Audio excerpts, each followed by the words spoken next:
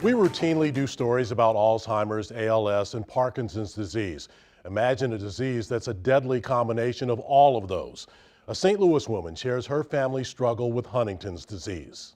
At the Muni Memories exhibit at the Missouri History Museum, Mandy was thrilled to see the Wizard of Oz display, a longtime personal favorite.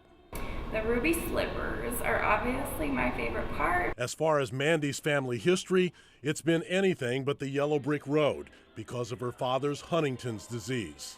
I've always been a daddy's girl and been very lucky to have him. Our relationship has always been very close, yeah.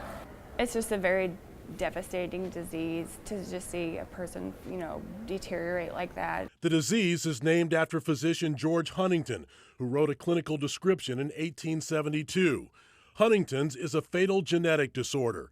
It affects the central nervous system and leads to involuntary movements, memory loss, and difficulty talking. Watching your grandmother and your father experience such a devastating disease can be difficult. I still love him with my whole heart, as much as I always have, but it's just, he's not the same person. The disease robs you of your entire person, so it's been hard. Every child of a parent with Huntington's has a 50-50 chance of inheriting the disease. How much concern is there for yourself?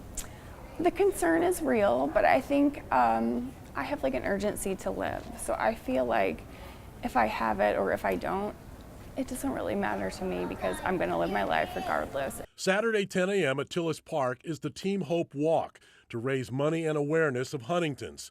It's also a support system for affected families. This is why I share my story, and I know it's uncomfortable for me to share, but I know it would help somebody who needs help.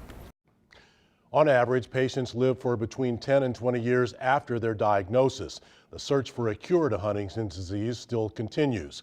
For more information about the Huntington's disease walk Saturday at Tillis Park, look for this story on KSDK.com.